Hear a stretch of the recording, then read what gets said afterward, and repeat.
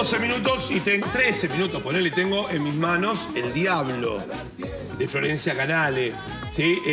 La vida de Bernardo de Monteagudo. Le estaba comentando a Florencia que el capítulo 3 huele maravilloso. ¿Dónde está el capítulo 3? Es que hay muchos capítulos 3, porque hay 4 partes. Ah, mirá, Monteagudo se acercó a la Plaza Mayor temprano, pero ya estaba colmada de curiosos. Quería presenciar los patíbulos de los déspotas. ¿Qué es el patíbulo de los déspotas? Iban a asesinar a unos déspotas, digamos. Bernardo de Monteagudo es un hombre... ¿Cómo estás, Nacho? Bueno, medio lanatesco cuando hacía hora 25. Arrancamos. Florencia, muchísimas gracias por venir. Por favor, buen día. Buen día, chicas. Buen día. Bernardo de Monteagudo, uno le suena ese nombre, tal vez, ¿no? La calle, sí, claro, pero no sabe demasiado quién fue. Y fue un revolucionario importantísimo de nuestra independencia y de nuestra América, hablo, ¿no es cierto? Porque nació en Tucumán en 1789, participó del primer proceso revolucionario de América, que fue Chuquisaca en 1809, y se codió con los hombres más importantes del proceso independentista: San Martín, Bolívar, O'Higgins, Castelli. Pero bueno, digamos, ¿por qué el diablo? Le decían el diablo. Le decían el diablo. Le decían el diablo porque, bueno, era un hombre que llevó a cuestas una vida compleja, en el sentido de que su origen aún hoy es discutido. Fue víctima de un racismo impresionante también en ese entonces. Era hijo de una mulata, Catalina Cáceres, y de un español, don Miguel de Monteagudo, aunque también se dijo en un momento que era hijo del amo. La madre era una esclava de su amo, el presbítero Troncoso, que es quien le paga los estudios en Chuquisaca. Este muchacho, este jovencito de origen muy humilde, que tenía todas las de perder, en todo caso, como todos los jóvenes de aquel entonces, hijo de mulata, pobre, etc., estudia en Chuquisaca, donde estudiaban los hombres, por supuesto las mujeres no, los hombres más ricos, más importantes de América. Él estudia ahí, se recibe a los 18 años con honores de abogado, y empieza, bueno, a empaparse con las nuevas ideas: Rousseau, la libertad, el cuestionamiento de España como... digamos, como dueño de América, exactamente, y entonces empieza a asociarse con los hombres que empiezan a gestar esto. Por supuesto, viaja a Buenos Aires, al tiempo llega a San Martín, 1812, se asocian en la logia Lautaro. Primero él... también es editor de la Gaceta de Buenos Aires, ¿no? Aquella que había inaugurado Mariano Moreno. Claro. Él es editor. Bueno, sin embargo, siempre trae algún que otro problemín. Claro, a ver. ¿No? ¿Qué es querés abogado, es periodista.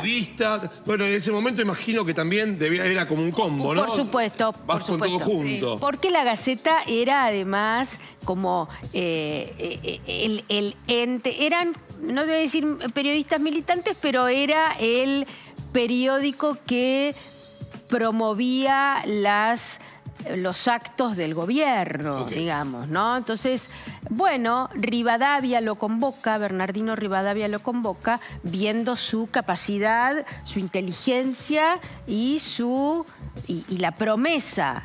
Pero claro, era díscolo el joven Bernardo y no acataba, por ahí criticaba un poquito el gobierno. Esto era un problema, ¿no? Digamos, los que subvencionaba. No lo puedo creer de todas formas. Es un problema criticar a un gobierno del periodismo. Pero bueno, parece que antes pasaban estas cosas. Antes pasaban estas cosas, él criticaba y, claro, quienes subvencionaban este periódico, que era en todo caso el Estado, le decía: viejo, pare un poco. Claro. Él no pensaba parar, por supuesto, en un momento se fue y abrió su propio diario, Mártir o Muerte. Quiero decir, para que notes el nivel de compromiso y de decisión. y jacobinismo, ¿no? Hasta las últimas consecuencias. Pero bueno, fue un hombre, como te digo, acompañó a Juan José Castelli en el ejército auxiliar cuando después de la Revolución de Mayo, ya así, Castelli empieza con su campaña hacia el norte. También fue auditor de guerra de Bernardo Higgins, fue ministro de Relaciones Exteriores y ministro de guerra de José de San Martín en el Protectorado del Perú. ¿Qué era un administrador? No, me dijiste auditor de guerra. Bueno, era el que un poquito manejaba la guita, entre comillas, y el que además daba cuenta de los hechos.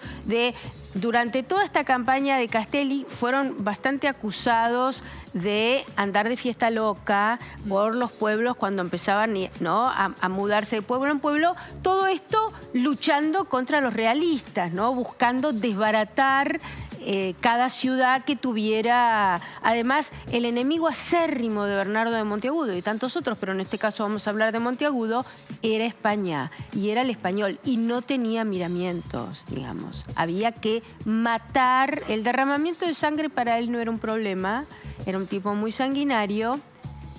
Esa es la parte en la que hablamos del mundo del poder, el mundo de la política. En el mundo de las emociones o de los sentimientos, bueno, fue un hombre mirado con temor por los hombres precisamente porque tenía un éxito avasallante con las mujeres. Y de ahí era el diablo que... Exacto. Porque la acepción del diablo, yo escuchaba que estabas ahí. Claro, yo quiero saber ¿cuál es la acepción del diablo? Si es que te amen las mujeres. Pues anoto, no sé en qué lista en qué número está en la lista. Por supuesto, es que el diablo precisamente con este sentido también sensual y sexual, no solamente con la división del bien y el mal, el diablo como el mal, sino con este ingrediente de la sexualidad, porque Bernardo de Monteagudo era un tipo, en todo caso, acusado de ser un hombre sensual, como si eso fuera un disvalor, ¿no? Ramos Mejía, el célebre médico del siglo XIX, a fines del XIX, publica un libro que se llama Las neurosis de los hombres célebres de Argentina y le dedica 2 capítulos a Bernardo de Monteagudo. Fíjate la fijación, un poquito obsesionado con la figura de nuestro querido muchacho, ahí lo tenemos, y entonces uno de los títulos es El histerismo de Monteagudo. Ya habla de la histeria masculina, algo bastante novedoso. Y yo en el libro, ya en el epílogo, pongo algunos fragmentos de cómo lo veía, ¿no? Esta cosa de la sensualidad, los labios carnosos, pero como un problema. Ahora, Florencia, te quiero preguntar las fuentes tuyas para ir a esto, ¿no? Y sobre todo en estas cuestiones de cómo los hombres veían al protagonista de esta historia. Bueno, ¿eran todas fuentes que fueron escritas por hombres también? Por supuesto, por supuesto. Sin embargo, también hay algunos escritos por Mariquita Sánchez de Thompson, su gran amiga, tal vez también. Nele. Que lo introduce a la sociedad porteña, se reunían hasta altas horas de la noche a discutir. ¿No? ¿Estos amoríos cómo afectaban después en su carrera política? Porque bueno, es que tuvo una relación con la mujer de San Martín. Bueno, también. era acusado, ¿no? Había problemas con esto, ¿no? Porque él no encontraba límites. Y vos sabés que bueno, Ramos Mejía en este libro lo acusa o lo signa de ser hijo de Príapo, ¿no? ¿Es un personaje de la Ilíada? Sí, digamos... O de Troya. Y además, bueno, de padecer de priapismo, que es un mal que seguramente no saben, que es estar todo el tiempo encendido, por decirlo de un modo Televisivo. pues, televisivo. Sí. Pero como si a Monteagudo esto ¿Cómo es que se llama ese señor? Quiero saber más. Digamos, a él no le causaba ningún problema esto. Parece que a los hombres les daba un poquito de urticaria que, bueno, que Monteagudo fuera tan ya ni siquiera sensual, sino sexual. También fue víctima, hay una imagen que se lo ve más blanco, ¿no es cierto? También fue víctima de una operación racista. Los primeros retratos de Monteagudo se lo pintó blanco, no era blanco. Después apareció esa imagen, digamos, esa imagen que él se hizo pintar en Panamá. Quiero decir... ¿Por qué se lo pintó blanco en las primeras imágenes? Por un gesto racista. ¿Cómo Que pues? había que ser blanco para Sí, revolucionar. Y sí, bueno, es algo que a pesar de que el tiempo haya pasado, hay siempre un dejo racista, ¿no? Quiero decir, también hay cartas en las que, por ejemplo, tuvo muchos enemigos. Juan Martín de Pueyrredón fue uno de ellos. Y además despreciaban a su madre por mulata, a su padre, digamos, a los padres por pobres, ¿no? Y él defendía con un orgullo muy conmovedor a sus padres, no escondía su origen, sino que redoblaba y sacaba pecho, digamos, con esto, ¿no? Digamos, están a la vista de todo, y además fue un hombre que escribió tanto porque era editor de la Gaceta de Buenos Aires y estos hombres escribían, ¿no? Para la época, lo habíamos hablado, pero Sí. para la época, ¿el resto del alumnado no decía, ¿y este qué hace acá? Muchos sí. Fue O sea, víctima... si Chuquisaca, hoy ¿era dir- pago? ¿Era gratis? No, era pago. Era pago. Entonces decís, bueno, ¿qué está ocurriendo acá? ¿Y este Que hay quién alguien es? que no corresponde a nosotros. Bueno, Estoy hablando por la época, ¿eh? por supuesto, hoy diríamos que era víctima de bullying. Claro, ponele. claro. Era acosado constantemente, incluso antes de Chuquisaca, cuando hacía sus primeros estudios más infantiles. Y él no entendía muy bien, ¿no? Qué era lo que pasaba, por qué lo agredían de este modo. Bueno, y tuvo que aprender a defenderse. Esto no lo achicaba él, ¿no? Pero sí fue víctima constante de una mirada de soslayo, cuando no de agresión por su origen, ¿no? Me permito conocer más o menos tu prosa. Sí. No Sí. quiero meterme en el ser un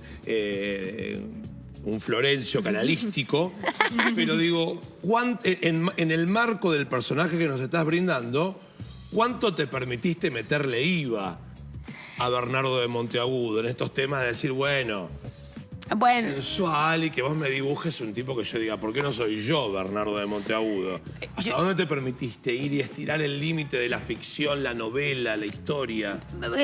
Por supuesto que, como yo te decía, Ramos Mejía, Vicente Fidel López, demás, han escrito, y también, bueno, en la correspondencia siempre ha sido muy criticado, ¿no? Entonces, bueno, seguramente hay alguna que otra escena que yo... Unas cortinas volando, unas cortinas de lino blanco volando por la ventana, le agregás. O por ahí, él porque fue preso muchas veces, se fugó de la cárcel muchas veces, cuando en algún momento lo fueron a buscar a su cuartito, a su casa, porque claro, tenía poco dinero. El poco dinero que tenía, él le gustaba gastarlo era coqueto, se vestía bien, olía bien, se bañaba mucho, digamos, Era algo muy caro para la época. Muy caro y muy raro. Es más... Él en un punto reconoce esta enemistad o este odio que generaba en los otros caballeros o en los otros pares de la época, solamente por su origen, o veía que podía hacer algo por el tema que estamos abordando, el tema de la rivalidad con las mujeres. Supongo que A él nada le importaba. Él hubiera hecho, no, bancate la pelusa, yo sigo, seguramente. Igual era un tipo, en todo caso, cuidadoso, no era, por decirte, como Simón Bolívar, que le gustaba exponer, digamos, se exponía con las mujeres, ¿no? Igual, de todas formas, entre estos amores que tuvo, ¿hubo alguna que destacara o que te haya impactado más a vos? Bueno, y sí. la mujer de su jefe. Sí. ¿No? Pero bueno, yo también considero... Estamos hablando de Remedios. Estamos hablando de Remedios de Escalada. Yo esto ya lo había tocado en mi primera novela, En Pasión y Traición. Y entonces, bueno, algo yo sabía. Aquí me profundicé. Pero entiendo que ella estaba muy sola, que Bernardo de Monteagudo y San Martín eran camaradas de logia, de la logia Lautaro, pero en ese momento la logia estaba dividida en dos facciones, en la de Carlos María de Alvear y en la de San Martín. Y Monteagudo estaba en la de Alvear. A San Martín lo habían enviado para sacárselo de encima de Buenos Aires, a ser gobernador de Mendoza, gobernador de Cuyo. Estaba en Mendoza, ella estaba sola. Yo supongo que Monteagudo se acerca también un poco para ver si puede rascar alguna noticia, algún informe, alguna cuestión. Y conversación va, conversación viene, yo la cuido, mi querida, yo estoy triste porque mi marido no está. Y, viste, no es bueno que la mujer esté sola. No, Chicos, ¿qué querés que te diga? Y entonces, bueno, yo por supuesto creo que San Martín fue el gran amor de Remedios de Escalada, pero la gran pasión de Remedios de Escalada fue este hombre. Y por supuesto que alguna cosita siempre pongo, hay una escena donde... Bueno, a él le gustaba mucho lucir bien y entonces, bueno, exhibirse. Esto, vos sabés que, porque además él también fue muy amigo de Manuela Sáenz, la amante de Simón Bolívar, y entonces también circuló por América, trabajó con Simón Bolívar, y entonces en alguno de los tantos viajes... algunos generales o algunos muchachos más rígidos, más duros, decían, no quiero bajar, porque estaba Manuela Sáenz en las huestes, viajaba ahí, no quiero, hay olor a demasiada mujer. Esto era por el perfume, porque estaba perfumado Monteagudo y porque Manuelita Sáenz, quiero decir, también algunos muchachones lo señalaban como maricón, digamos, por todas estas cosas de vestir bien, del aspecto tan cuidado. Florencia tuvo una vida muy intensa, pero muy corta, ¿no? Exactamente, exactamente. Bueno, a veces como debe ser, ¿no? Estos tipos que están todo el tiempo parados en el abismo, no dando demasiada cuenta de del peligro en el que andan. Porque ¿cómo muere? Muere asesinado en Lima. Ya San Martín, José de San Martín, había declarado la independencia en Lima en 1821. Después llega la reunión de Bolívar y San Martín en Guayaquil. San Martín se va a Guayaquil, después vuelve un ratito y se va, ya larga todo. Le dice a Bolívar, tomá las credenciales, viejo, hasta acá llegó mi amor, adiós, me voy. Y lo deja Monteagudo un poco a cargo de... Era el ministro, pero lo deja a cargo de Lima. Y Monteagudo ya estaba... ¿no? Como sobregirado, mandando casi a matar españoles. Digamos, Lima, en algún punto, algunos limeños lo detestan. Hay uno, sobre todo, un legislador liberal, Sánchez Carrión, que se la tiene jurada. Bueno, lo echan de Perú, él empieza a viajar, después vuelve a Lima. Y claro, y vuelve a una ciudad que tal vez se la tenía jurada. Y entonces una noche, yendo a visitar a una de sus amantes, a Juanita Salguero, encuentra la muerte en una calle. Yo estuve hace poco en Lima, estuve en esa esquina. Por supuesto está toda modificada, pero bueno, ahí lo apuñalaron 2 hombres. Bolívar insistió con que se investigara la muerte tan violenta de su colaborador. Se dijo de todo del asesinato, ¿no? Si se lo había mandado a matar San Martín, si lo había mandado a matar Bolívar. En definitiva, se encontraron a los culpables, pero bueno, se dice que el que lo mandó a matar fue Sánchez Carrión. Lo interesante es que al poco tiempo, bueno, Manuela Sáenz, cuando se entera que lo asesinaron a su querido amigo, se vuelve loca. Y entonces una tarde después de muerto él, ella y Bolívar lo invitan a Sánchez Carrión a almorzar. Y ella era una gran cocinera y una gran desquiciada. Y dice, cuenta la leyenda, a mí me gusta creer esta leyenda fascinante, que ella le cocina una de sus famosas cacerolas de conejo y a la semana Sánchez Carrión la queda. Se dijo que ella lo había envenenado. Bueno, vos sabés que vivir en aquellos tiempos era un riesgo total. ¿Hiciste un crossover de épocas o cocinó conejo? Cocinó conejo. O sea, le hierve el conejo, ya es una Cuando frase. dijo que le iba a cocinar, yo pensé en conejo. Y el icardear. Habías hecho un crossover de épocas. No. Y digo, no, le cocinó un conejo. Le cocinó. El icardear también, de Nacho. 1800. Glenn Close, digamos, Claro, estamos la muy Glenn ahí. de la época. Le cocinó el conejo. Total, Bueno, qué maravilloso. Maravilloso. Bueno, estas son las vidas de aventuras de estos tipos que no... Bueno, que de la única manera que que frenen un poco esta categoría del señor es que te comas un puntazo en una esquina, ¿no es cierto? ¿Martín sí se había enterado de lo que había hecho? No, yo creo que no. San Martín se entera de otros asuntos que había tenido su mujer en Mendoza. Se dijo que había andado con unos subalternos de su marido. Y entonces él la manda de vuelta a Buenos Aires. Ella tenía una salud muy frágil, ella tenía tuberculosis, se muere después, al poco tiempo. Él tenía que seguir su campaña y entonces, bueno, la manda de vuelta. Era raro que la hubiera mandado de vuelta tan enferma. Vos sabés que ella sube al coche que la llevará de nuevo a Buenos Aires y al lado hay un carro con un cajón por si ella muere en los caminos. Es una escena ¿no? tan lírica y uno la ve, es como una película, claro. Escucha los cascos y claro, y ella mirando por la ventana, sí, y con lágrimas en los ojos porque su marido la echó, ¿no es cierto?